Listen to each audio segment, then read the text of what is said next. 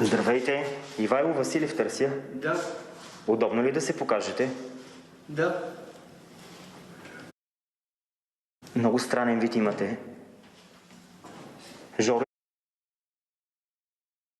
Игнатов съм от съдебен спор. Рапър. Рапър сте? Да. Чудесно. Но сега няма да рапираме. Тук съм с сестра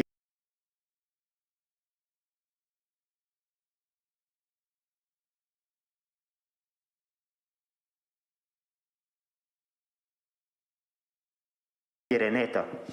Виждате я, надявам се. Тя казва, че допреди 10 години сте живели заедно тук в този апартамент, но по думите вие системно сте я биели, турмозили,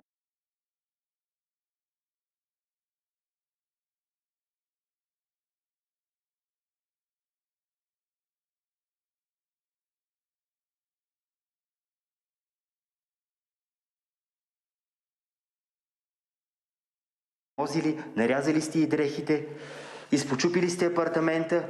Наистина виждам окаяно състояние на жилището. Поради тази причина Ренета се страхува да се върне отново да живее тук в този апартамент. Има ли основания да се плаши? Къде са наразаните дрехи?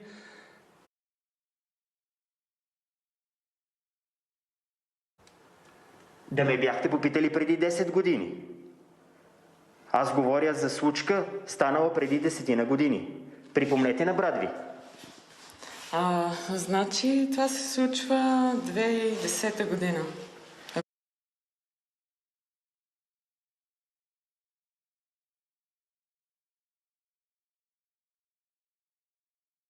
Ако можете да спреш да издишаш лепилото, защото ме реши.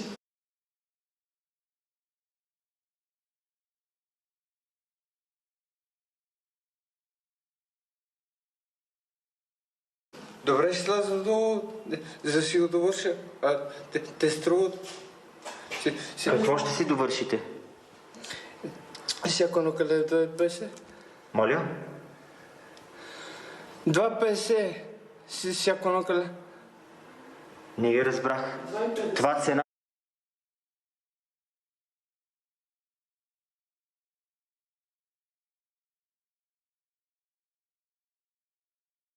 на какво е? Аз поне това разбрах. 2,50 всяко едно къде. Нещо от това. Ренета казва, че сте били и майка ви, светла и памет, преди да почине. Жената се е стопила от болестта и вие сте я били в тежкото й състояние, в което е била. Така ли е? Може ли да отворите вратата да се виждаме по-добре? Добре.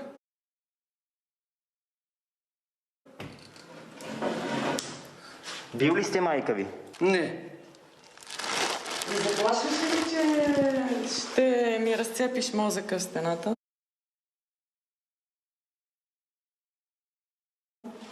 Също така и на дъщеря ми, когато беше бебе. Моят апартамент е тук. Апартамента не е само ваш. Сестра ви също има дял в това жилище, пък не може да си го ползва апартамента. Аз съм мил. Моля? И съм рапър. Не знам дали сте рапър, но това, което виждам е човек, който така има склонност да употребява наркотици. Нека сега баща ти да види в какво те е превърнал. Твоя баща, да види в какво те е превърнал. Господин Василев, има ли топла вода, ток в този апартамент? Няма.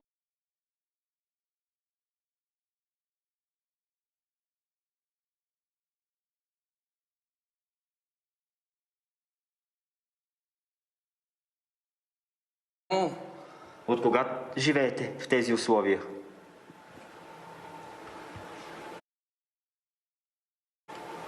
Няма ли да поканите сестра ви? Тя е съсобственик. Няма ли да я поканите да влезе?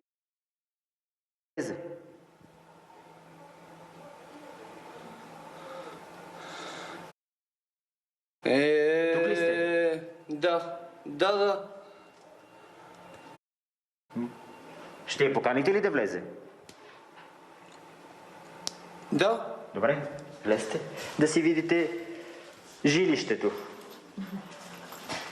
Заповядайте в луксозния апартамент.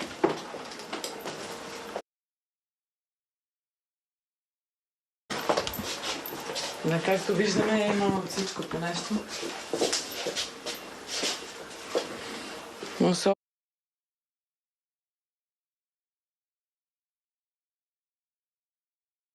Особено видеокасетки много. Колко много. Господин Василев, от кога дишате лепило? Ами...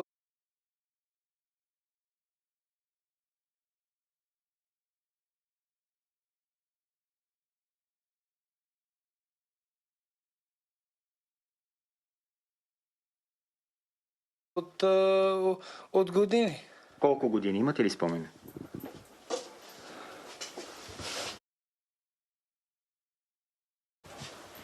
Вие сега на колко години сте? Това поне знаете ли?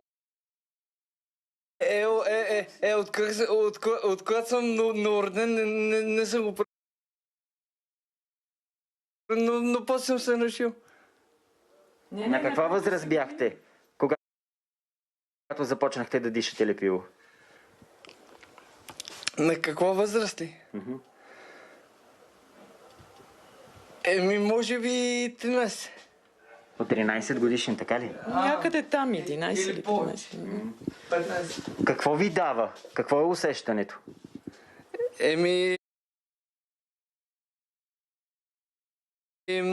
Много хубаво. Качвате се на черешата. Да. А слизате ли от време на време? Язък, виж какво хубаво момче, здраво. Ти искаш ли? Да стане нещо. О, не. С това ли ще ме черпите, слепило? То... Язък. Не осъзнавате ли, че си вредите? Че съсипвате живота си? Беше хубаво момче, като Освалдо Рил с коса буйна, красив беше, добре сложен и сега изведнъж погледни си. Толкова ли ви е важно да дишате лепило? Имам чувството, че лепилото за вас е по-ценно от кислорода. Да. Така ли е? Да. Да. Не разбрах, някога работил ли сте?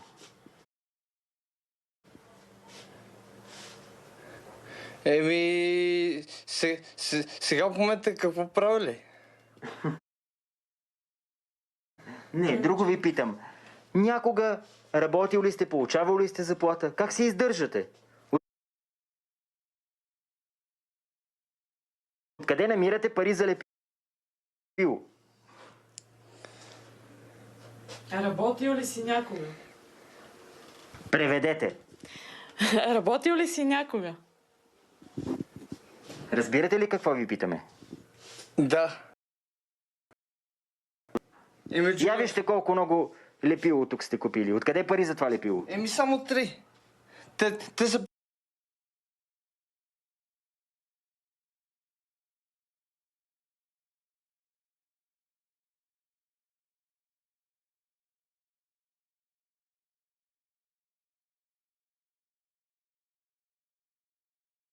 По 2 месеца всяко. Да, но откъде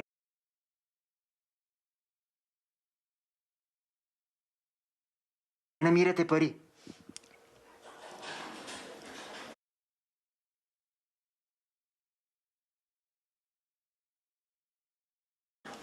Откъде ли? Да. Много ли е сложен въпрос с повишена трудност? Просите ли? Не. Не прося. А откъде намирате пари? Иначе, аз ако прося, че в цял София, освен, че ще трябва да прося аз. Някой му е избил зъбите, каза, че го е бил някой. Би ли ви някой, че сте без предни зъби? Удариха ме.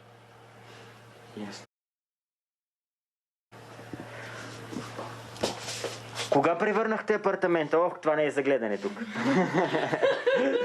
Това не беше за гледане, има малки деца. Между другото, където и да погледна, порно списания. Не, камерата да не си прави труд, да показва, че после трябва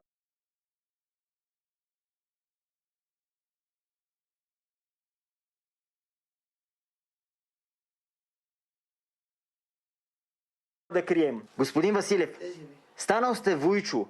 Имате племенница на 7 години. Сестра ви има дъщеря. Проумявате ли този факт? Да. Сестра ви няма къде да живее. Поради тази причина социалните са взели детето и са го настанили в приемно семейство. Смятате ли, че е възможно тя да се върне тук с детето и да се постегне малко апартамента?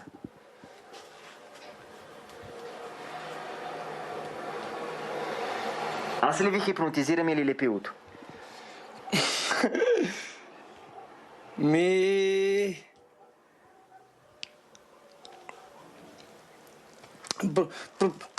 Просто дишам и се надишвам. Ма покрай вас и аз дишам, да ви кажа. Вече разбирам как се чувствате. Нека да видим как изглежда и другата стая.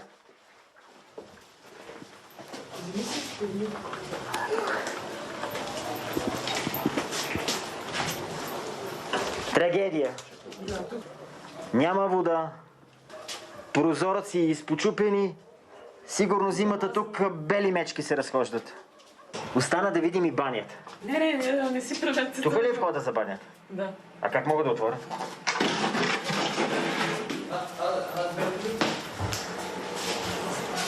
Ще рискувам и ще вдигна капак.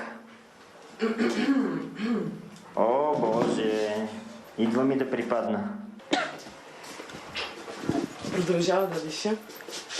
Ренета, още ли имате наивността, че този апартамент може да се постегне и най-вече да живеете с брат ви тук в едно жилище? Значи аз с него няма как да живея, но мисля да събирам пари, това да се оправи. Той се вижда на къде отиват нещата, колкото и да е трагично. Каква е алтернативата за него? Той да напусне апартамента. Дали е склонен да го направи? Значи има вариант той да се излекува и след това вече, нали, нормален да се... Не смеляйте. Да се чуме, масъл, не стари пак. Вярно ли, че сте правил 2 пъти опит за самоубийство? Сте скачали от 8-ми етаж? Да. Решихте, че сте Спайдърмен ли? Защо скочихте?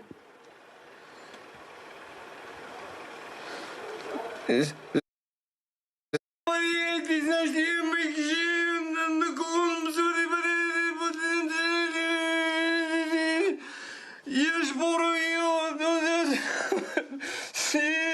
Какво ви превъзбуди? Лепилото май ви дойде в повече. Ще могне... Иво, нагледах се на порно списания, но никъде не видях дрехи в този разрушен апартамент. Имате ли дрехи или ходите като Тарзан? Искя пари, ти знаеш ли, ама и кажи...